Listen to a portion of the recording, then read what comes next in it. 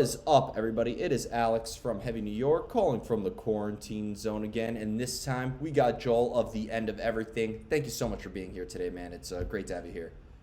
Yeah, thanks for having us. This is awesome. I say us Yeah. because I'm representing us. That's pure hardcore unity right there. You mess with one of us, you mess with all of us. And what an appropriate time to talk with a hardcore band. We're promoting a new EP called Things Are About to Change with everything happening right now. Just what perfect timing. Things are about to change, right? Yeah, for the better or for the worse. That has yet to be determined.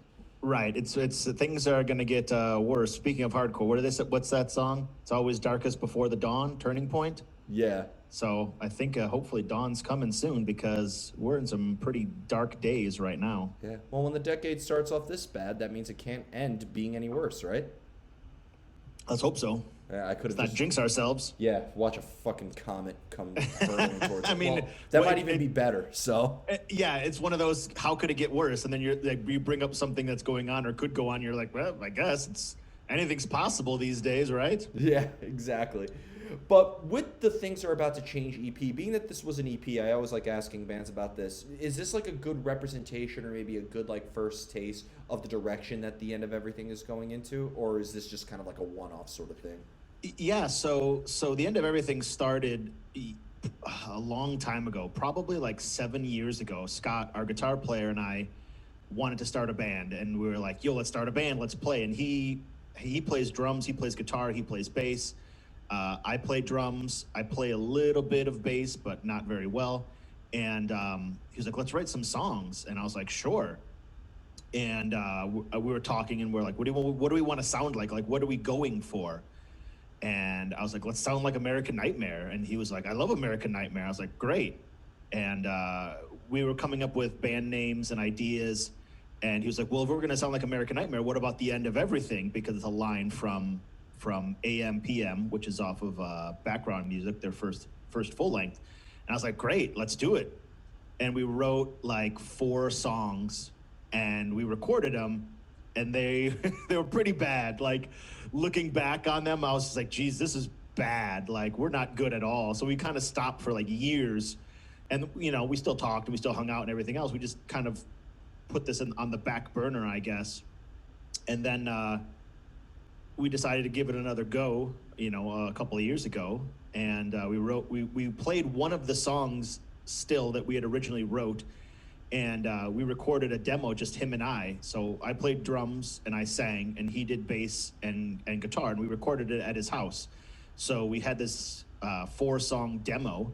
So we pressed it on CD, and we burned it on CD, and we made tapes, and we just handed it out. We made a little insert, and we wrote on the inside, "Do you play bass or drums? Call us." And we just handed them out to like a bunch of people. And we had this one dude come and play drums for us for a minute, and then he was kind of a weird dude. He kind of just disappeared. And it's tough because we're older dudes. So, we want to play in a band, we want to have fun, but it's hard to find, 30, 40 something year olds that want to play in a hardcore band that have the time and could be committed as much as we wanted to be to do this. Well, you got to move to New York. I'm originally from New York. I'm originally from Buffalo, New York. So I'm very familiar with the New York hardcore metal scene and everything because I've been a part of it from when I was, when I started going to shows when I was like 13 until I moved out to Vegas when I was like 25. So I was, going to shows a lot, and playing in bands back there and finding friends and getting people to play in a band was easy then. But as you become an adult, I guess that's what you'd call us now. You become an adult and you have adult responsibilities and adult jobs, and you're still trying to play in a band and practice and tell somebody like, "Yeah, well, everyone, it's going to cost us this much money to make shirts or stickers or whatever." And your average, 40-year-old is like, "No, I got to pay for my kids' tuition. I got to pay for, my mortgage. I got to pay for this and that." So finding people that wanted to be as dedicated as us was really hard.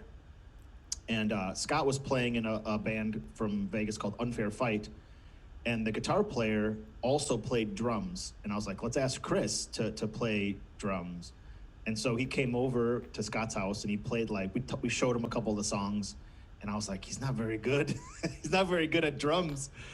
And in the course of like, from when the band started until now, he's gotten like 50 times better. And now like I sit there and I watch him, I'm just like, holy shit, like this dude is a really good drummer. Like he's just one of those people that like picks up an instrument and is just really good at it in like a super short period of time. And so it was a great find to get him to play. And again, he's that type of kid who's just as motivated and dedicated as we are. And so we had another guitar player for a while named Octavio, and he was our second guitar player, and he is a total gearhead, like multiple full stacks, multiple amps, multiple heads, you know, multiple guitars, everything. And so that motivated Scott to get more things. So now we're practicing with, you know, 8 guitar heads, 4 cabinets, you know, power amps and this and that. I mean, we've played shows and we've blown out power because we've just had so much gear. And then Chris, I believe, knew a guy named Artie who played bass, who was from the punk hardcore scene. And he was like, yo, let's ask this dude Artie to play. And I was like, all right, cool. And the dude shows up to the first practice, like hung over his shit, like carrying a beer. And like to me and Scott, like 2 straight edge dudes were like, oh, I don't know, this dude stinks like beer. But dude's awesome. Like, you know, when you get to this age that, you know, older and more mature, I guess, and more accepting, you kind of drop those, oh, he's not straight edge, oh, he drinks, oh, he smokes, oh, he eats meat, oh, he's vegan, and that type of like bullshit that kind of, I guess, can ruin friendships when you were younger is kind of gone, you know? Yeah. So there's more unity. Exactly, more unity, more acceptance. And you know, we've been, thankfully, you know, us 4 have been jamming, you know, nonstop for the last you know, 2.5 years now. Granted, now we're in a quarantine, so we're kind of limited in our jam sessions, but we still love it. We all still love it and totally have fun with it. To you, what makes something hardcore? Because I love having this discussion coming from the New York City, you know, hardcore scene. Like, it just seems like when I ask people what hardcore is, they say, oh, it's just the music itself, or it's a message, it's an attitude, it's a form of imagery. To you, what makes something hardcore? Yeah, that's a you know, it's a tough thing. You know, a lot of it is the music, the message, the DIY, you know, thought process that goes into it, the people, the record labels that you're on, or how you get your music out to people, the shows you play. I mean, I was just having a conversation with a friend of mine the last couple of days about the new Chamberlain record. Are you familiar with the band Chamberlain? Yeah. So they started off from, I don't know, in the Midwest somewhere, like Indiana or something, and they were called Split Lip, and they were a post-hardcore band. And from 1992 until 2020 and 2021 now, they've come and become like an alt country band. But I still think of them as a hardcore band because they still have that hardcore ethic and they still play to those kids and that type of scene, and they're not, you know, forced into pop music and even if they were played on a pop station or do a pop tour or whatever, I still would think of them as a hardcore band, even though they're far past that style of music. Yeah. Do you think like, so like as a vocalist and, you know, in a hardcore band, would you say that the message or the meaning or the lyrics themselves could help influence the music as well? Yeah, definitely. I think the reason why we wanted to be a kind of like an American Nightmare style band is because I really like their band. Like, I love the band. I think Background Music and We're Down to Our Underground are 2 of the best hardcore records of all time. And the reason why I like it so much is because it's that really hard, driving, aggressive music, but the lyrical content is so much more emotional and has so much more feeling to it. As much as I love, you know, just straight hardcore, you know, you look back at like Hatebreed, Smash Your Enemies, you know, just all these lyrics that are just about like just kicking the dog shit out of somebody is like, that's awesome. Like that's hardcore. Like, you know, that to me is great. And those breakdowns and just like really heavy stuff. And then even if you go to like Earth Crisis talking about straight edge and veganism, and they're just so passionate and it's so heavy, but it doesn't have like that feeling emotion like American Nightmare does. And I even listen to bands that are so far outside of the norm of hardcore and punk. Like I whenever we record or practice, I have to warm up like most, singers do when you're screaming. And like my warm-up music is Counting Crows. Like I will blast Counting Crows in my car and sing along as hard and as loud as I can, because I love like that emotion that is in his voice. And then obviously when I sing, when we play shows, I don't sing, I scream. But I want to take that emotion that you hear from these, whatever modern rock artists like Counting Crows and the Goo Goo Dolls, that still has that emotion and that feeling that I really want to get across with our songs. So is there like room for like, this new EP or something like that to be like open to interpretation, or is your goal for the end of everything to really engage the listener into the message and the meaning? Yeah, I like to say my piece, and people can interpret it however they want. I'm far from a lyrical genius where I'm gonna just spit out something that's just gonna make people be like, holy shit, like that's so deep. But I try to get my point across of what I'm talking about without blatantly saying it, but alluding to it. There's a song on the EP that's called Broken Beyond Repair, and I wrote it about killing someone in a car accident. And I've never killed anyone in a car accident, but I've hurt people, and I've hurt feelings, and I've had my feelings hurt. And I know that feeling of just dire, pain, emotional pain, and how it can compare to physical pain. And so that song has a lot of personal meaning to me. But if someone listens to it, or they read along, they might be like, oh, this guy killed someone in a car accident? Like, that's pretty fucked up, And that's not the story. That's the story, but that's not the meaning of the story. Yeah, you have like both a literal and metaphorical way of approaching it. Yeah, exactly. Okay, which is awesome, and I think that's an interesting subject matter because, and this could just be, like, it's always fair to assume that when a band is labeled as hardcore and has that DIY sort of element behind it, their music is always rooted into politics or, unrest, or, kind of has like a very straightforward messaging behind it. So it's really cool how you approach this style of music that I think is very familiar but very fresh, with a new way of approaching the lyricism behind it.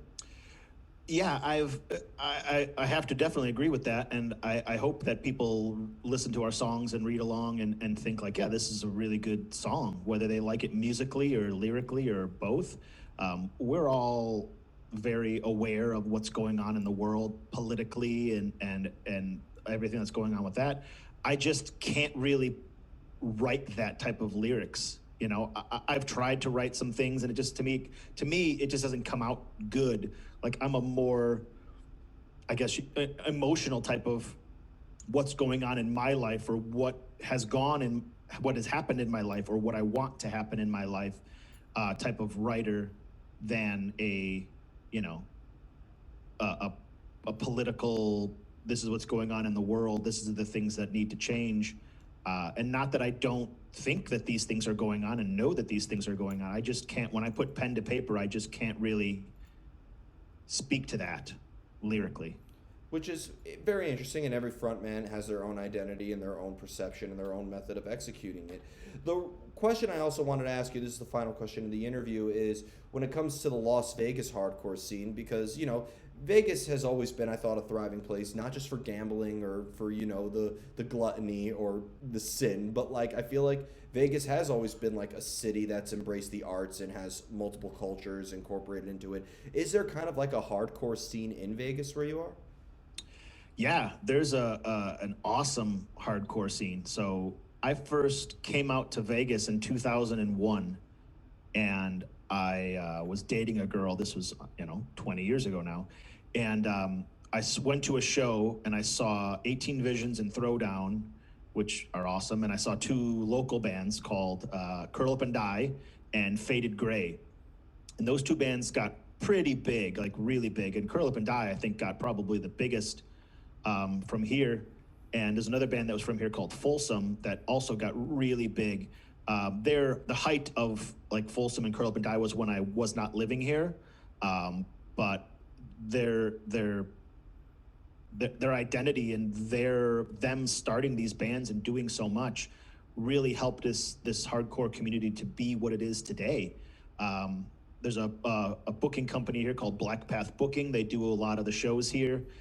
Outlook Fanzine does a lot of the shows here, and the bands that are from here now, I mean, are awesome. There's the people from Folsom now playing a band called Spirit World that just put out a new record that's just it's like a kick in the fucking gut. It's so heavy and so metallic and just so brutal that you have to listen to it. There's I would say probably the biggest local band is called World Tension. They're more like a thrashy band. They've done like a Biohazard cover. They've done they're awesome too. And a lot of the people that play in World Tension play in a couple other bands, Close Combat, Oversight. They're really good. Dredge is another band that's super good. So Without is a younger band that's really good. There's a band that's from here called Glee Club that, I don't know, they're probably like 15, 16 years old, and the talent on these kids is insane. Wow. I was working the door for one of their shows, and like all their parents were coming to the show. And I look at the guy from Black Path, Justin, who's working the door with me, and I was like, I think I might be older than this band's parents. And he just laughed.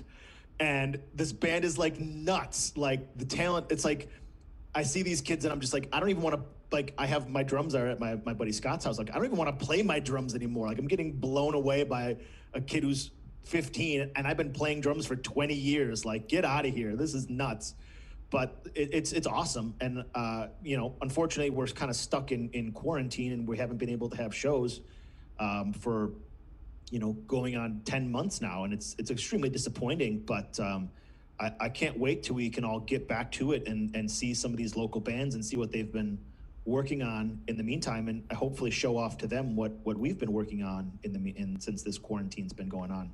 I've been saying from the beginning that whenever this is over and, however long it is, I don't care at this point anymore. Just got to make do with what you got to make do with. But when this is over, we're going to enter, I think, a fucking renaissance. And what an appropriate time for hardcore. People are pissed off at the world. People are pissed off at themselves. People are pissed off at the government. People are pissed off at everybody right now. So, right.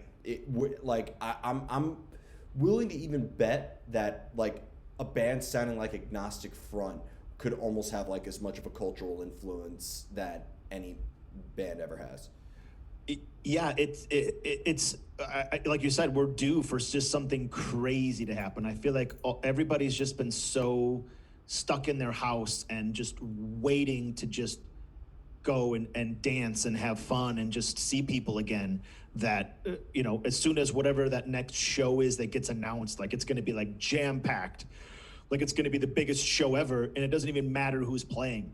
Yeah, it's just a matter of like, a show, and it kind of puts into perspective, I think, people, myself included, that saw a show that was like a couple hours away and you thought, I kind of want to see that band, but do I really want to drive to LA to see a show, or do I want to drive to Phoenix to see that show? And I'm like, I'll just wait. I'll wait.